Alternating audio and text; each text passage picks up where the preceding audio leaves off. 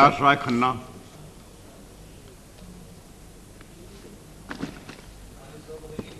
आपका बहुत अविनाश बहुत राय खन्ना बोल रहा हूँ, इधर बैठा हूँ, इधर है सर।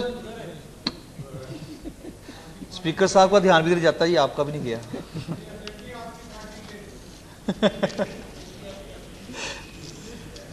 सभापति जी, आपका बहुत बहुत धन्यवाद। मैं 3 बार कम से कम रेलवे के ऊपर बोल चुका हूं। मैंने कुछ ऐसे सुझाव माननीय रेल मंत्री को दिए थे कि जिससे पैसा कम खर्च हो और काम ज़्यादा हो, ऐसा लोगों को लगे और लोगों का फायदा हो। लेकिन पता नहीं किस कारणों से रेलवे मंत्रालय का ध्यान मेरे उन सुझावों का, मेरी उन मांगों पर नहीं गया। लेकिन मैं एक धन्यवाद रेल मंत्री जी करना चाहता हूं कि जो स्वर्ण शताब्दी अमृतसर से दिल्ली तक आती थी, उसमें फगवाड़ा से हम 4 MP और काफ़ी एनआरआईज़ हैं वो चढ़ते थे। उसका ठहराव आपने फगवाड़ा में किया, उसके लिए आपका बहुत बहुत धन्यवाद।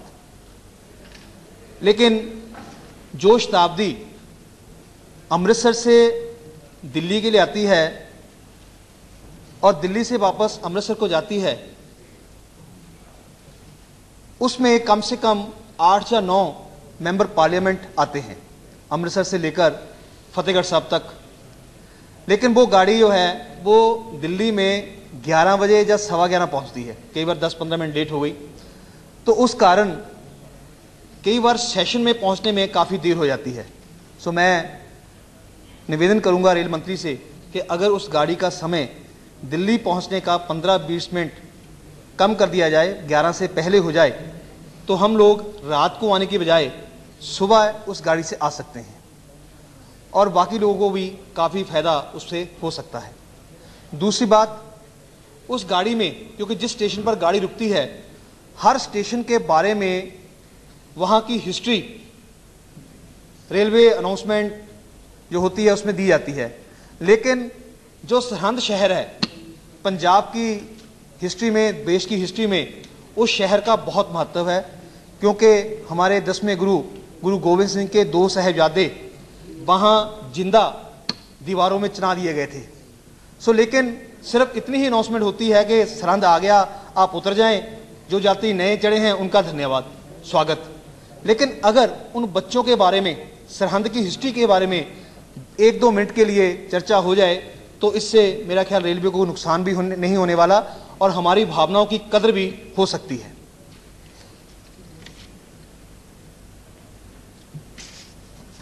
माननीय रेल मंत्री जी, एक निवेदन मैं आपसे और करना चाहता हूं। मैंने रेल बजट का भाषण बहुत ध्यान से पढ़ा, मैं भी उसके शेयर नोट करके आया था, लेकिन वर्मा जी ने बोल दिए, उसको मैं बोलना नहीं चाहता।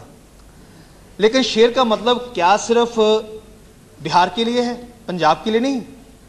पंजाब जो है वो अंतर्राष्ट्रीय सीमा के साथ भी जुड़ा हुआ है और राष्ट्रीय सीमाओं के साथ भी जुड़ा हुआ है। लेकिन जब पंजाब को कुछ देने की बारी आती है तो सभी मंत्रालयों का हाथ पीछे चला जाता है। कृपया, आपने कंप्यूटराइज इंक्वायरी की बात कही है और बहुत से स्टेशन ऐसे हैं जहां 2 बजे के बाद कंप्यूटर काम ही नहीं करते, उनका समय है 8 से 2, तो इंक्वायरी कहां से की जाएगी? और प्राय जब कोई बुकिंग कराने जाते हैं तो कंप्यूटर खराब रहते हैं जी, तो फिर टिकट कहां से बुक कराएं?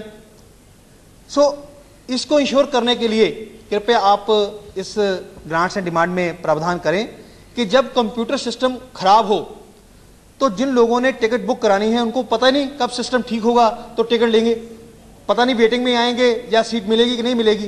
तो अल्टरनेटिव को सिस्टम ऐसा बने ताकि जो इंक्वायरी और टिकट बुकिंग है उसमें कोई अड़चन ना आए। तो एक छोटा सा उदाहरण मैं आपको देता हूं कि मेरी कॉन्स्टिट्यूएंसी में दसूआ एक स्टेशन है, वहां 8 से 2 बजे तक बुकिंग होती है। जम्मू तवी से लेकर दिल्ली तक वहां से ट्रेन गुजरती है, लेकिन वो आपकी जो दी सुविधा है उनका पूरा फायदा नहीं ले सकते। कृपया जो कंप्यूटर ऑपरेशन है वो 8 से 8 किया जाए, ताकि लोग ज़्यादा से ज़्यादा उस सुविधा का फ़ायदा ले सके। इसी तरह होशियारपुर, यहाँ से मैं चुन के आया हूँ, वहाँ जो रेलवे स्टेशन है वो एक डीएमयू आती है, वो डीएमयू की सीढ़ियाँ प्लेटफार्म से इतनी ऊंची हैं कि किसी बुजुर्ग ने या बीमार ने उतरना हो तो 2 व्यक्ति उसको उतारने के लिए चाहिए ताकि इसे चोट ना आ जाए। सो उस प्लेटफार्म की रेनोवेशन इस हिसाब से हो ताकि जो गाड़ी बिल्कुल प्लेटफार्म के साथ लगे, जो उतरने या चढ़ने वाले लोग हैं उनको कोई तकलीफ ना हो। माननीय सभापति जी, आपके द्वारा मैं एक छोटा सा निवेदन और करना चाहता हूं। अनंतपुर साहब जो हम समझते हैं कि पंजाब में उसका क्या महत्व है, वहां का एक गांव है खरेटा। मैंने पहले भाषण में भी बात कही थी, वहां का फाटक मेरा ख्याल कहीं और ऐसा नहीं होगा, सिर्फ वीआईपीज के लिए खुलता है रेलवे फाटक। आम जनता को 15 किलोमीटर का सफर तय करके अपने गांव में जा सकते हैं। और जो किसान हैं, कई किसानों की खेती फाटक के उस पार है, घर एक तरफ है, अगर उनको फसल लानी हो तो वह 15-20 किलोमीटर घूम के आएंगे। बच्चे पढ़ने जाते हैं, बच्चों को वो 1-2 किलोमीटर में अपना सफर तय कर सके अगर फाटक खुला हो, लेकिन फाटक बंद होने की वजह से उनको भी 15 किलोमीटर घूम के अपने स्कूल में जाना पड़ता है। फाटक लगा है, रेलवे का वहां स्टाफ बैठा है, सिर्फ वो फाटक वीआईपी के लिए खुलता है। क्यों? वहां फाटक अगर है, नया फाटक लगाने की जरूरत नहीं है। अगर वो फाटक लोगों के लिए खोल दिया जाए तो माननीय मंत्री जी, लोग आपको आशीर्वाद देंगे और जो आप अगले बजट पेश करेंगे उनमें फिर कुछ और मांगने की भी इच्छा होगी। लेकिन जो छोटे छोटे काम हैं ये नहीं हो पा रहे हैं, तो बार बार बोल के भी ऐसा लगता है कि हम अपनी बात का वजन जो है घटा रहे हैं। सो माननीय सभापति जी, लकीली जिस क्षेत्र से मैं आता हूं, होशियारपुर से, वहां लोकसभा का मैं मेंबर हूं और 3 राज्यसभा के मेंबर हैं। एक हमारी सहयोगी पार्टी अकाली दल का और 2 कांग्रेस के। लेकिन वहां पर अगर आपने जो कोटा है हमारा वीआईपी कोटा, या जिसको एचओआर कोटा कहते हैं, सिर्फ 2 टिकट का है, 4 एमपी और टिकट रिजर्वेशन के लिए कोटा 2 का। सो अगर हम चारों एमपी किसी एक को भी यूटिलाइज करना चाहें, एक को, तो हम नहीं कर सकते। तो कृपया वो कोटा बढ़ाकर कम से कम 10 या 12 टिकटों का किया जाए, ताकि जिन लोगों को उस कोटे का फायदा है हम ज्यादा से ज्यादा दे सकें।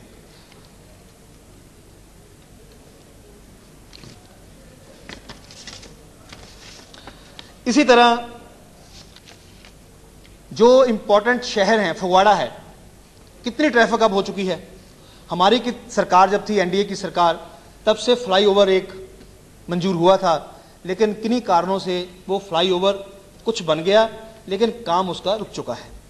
सो कृपया, क्योंकि ज्यों-ज्यों डिले करेंगे उसकी कॉस्ट ऑफ कंस्ट्रक्शन बढ़ती जाएगी, सो कृपया उन कारणों को फाइंड आउट करके वो फ्लाईओवर बंद क्यों हुआ है, काफ़ी कंस्ट्रक्शन हो चुकी है तो उसको कंप्लीट कराने की कोशिश करें, ऐसा मेरा निवेदन है। इसी तरह टांडा और दसूहा जो 2 शहर हैं, उनके ऊपर अब ट्रैफिक काफ़ी बढ़ चुकी है, क्योंकि अमृतसर से लेकर दिल्ली तक जितने भी 4 व्हीलर्स हैं, ट्रक, बसेस और कार वगैरह, उस सड़क को यूज़ करते हैं। लेकिन ट्रैफिक बढ़ जाने के कारण उधर गाड़ियाँ भी जम्मू से लेकर दिल्ली तक काफ़ी आती हैं, तो हर समय वो फाटक बंद रहते हैं। सो इससे ट्रैफिक जो है वो खड़ी हो जाती है, तो लोगों को काफ़ी परेशानी होती है। उन 2 जगहों पर अगर फ्लाईओवर का प्रोविज़न हो जाए तो लोगों को काफ़ी सुविधा होगी और मेरे इस इलाके का काफ़ी काम भी हो जाएगा। सो सभापति जी, आपके माध्यम से मैं एक निवेदन और करना चाहता हूं कि देश भर में मेरा ख्याल जब मोस्ट बैकवर्ड डिस्ट्रिक्ट का सिलेक्शन हुआ तो होशियारपुर भी एक आया। 133 डिस्ट्रिक्ट सेलेक्ट हुए थे। होशियारपुर जो है बहुत ही पिछड़ा हुआ इलाका है, क्योंकि वहाँ पहाड़ी भी है, वहाँ पानी की कमी भी है, पीने के पानी की कमी भी है, खेती को पानी देने की कमी, बहुत बैकवर्ड इलाका है। सो मैं चाहूँगा कि अगर कोई कारखाना वगैरह लगाना हो, वैसे मैं चाहूँगा कि कारखाना लगाएं आप, और वो होशियारपुर में ही लगाएं, ताकि वहाँ के लोगों को रोज़गार मिल सके। और जो लोग जो ट्रेंड है कि विदेशों में जाकर लोग मजदूरी करते हैं वो बंद हो, अपने ही क्षेत्र में वो रोजगार पा सकें। इसलिए मैं ज़्यादा समय न लेता हूँ कि घंटी भी बज गई है। आपका बहुत बहुत धन्यवादी हूँ। आशा है कि जो मांगे मैंने बिना पैसे खर्च के आपको बताई हैं उन पर ध्यान दिया जाएगा। एक लास्ट बात कहकर मैं अपनी बात समाप्त करूंगा। माननीय रेल मंत्री जी, जलंधर से एक गाड़ी सहारनपुर एक्सप्रेस, शायद उसका नाम है, 4 बजे सुबह चलती है। तो जलंधर से होशियारपुर का जो डिस्टेंस है 40 किलोमीटर है। रेलवे ट्रैक बना हुआ है। अगर वो गाड़ी होशियारपुर से दिल्ली के लिए चले, क्योंकि होशियारपुर इंडस्ट्रियल एरिया भी है काफ़ी, सोनालिका की ट्रैक्टर्स वहाँ फैक्ट्री है, हॉकिंस कुकरी भी फैक्ट्री है वहाँ, और जेसीटी और महावीर स्पिनिंग मिल्स हैं। काफ़ी एम्प्लॉयज़ उस ट्रेन का फ़ायदा ले सकते हैं। सिर्फ आपको वो गाड़ी जलंधर की बजाय होशियारपुर से शुरू करनी होगी। आशा है कि जब रेल मंत्री भाषण देंगे, आपने इतनी बड़ी लिस्ट मैंने पढ़ी है, नई गाड़ियां शुरू की हैं, किसको एक्सटेंड किया है, अगर इसको भी एक्सटेंशन में डालकर थोड़ा सा होशियारपुर के ऊपर कृपा कर दें तो आपका बहुत बहुत धन्यवाद होगा। एक बार फिर मैं सभापति जी का और माननीय रेल मंत्री जी का धन्यवाद करता हूं। आपने मुझे समय दिया और मैं अपनी बात को क्या कर पाऊँ। Sir, we have a Railway Minister, Lalu Prasad Yadav, who is supposed to Would be... you like to speak from this seat or on your seat? Try to speak. Would you like to speak on this seat or your seat? From my seat, okay.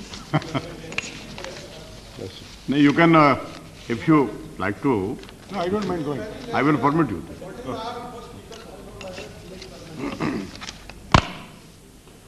We have the Railway Minister who is supposed to be the common man's leader. At least he has projected himself as common man's leader. And we have the Minister of State, Mr. Velu, who has come from services, who is supposed to be a very sharp and disciplined administrator. We also got the Railway Board, which is very interesting and very proud thing. Unlike in other ministries, most of the Railway Board was filled with the professionals, not like other ministries. So naturally, with this background, we expect something fantastic from the railways. But as my other colleague said, we don't find anything innovative. It has become a routine affair. So routine, from my childhood I am seeing, anytime you go on to any major platform, there will be repairs. Repairs, breaking here, constructing somewhere, breaking here, something. Nothing comes new. Most of the money is being spent only for breaking something and then just replacing something which is not a permanent feature, permanent structure.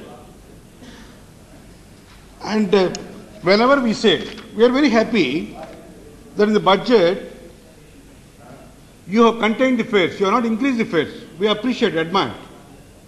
Similarly, passenger fares. Similarly, in regard to freight fares, also you have only rationalized but not increased. So naturally, we admired you for those two things. But when we ask for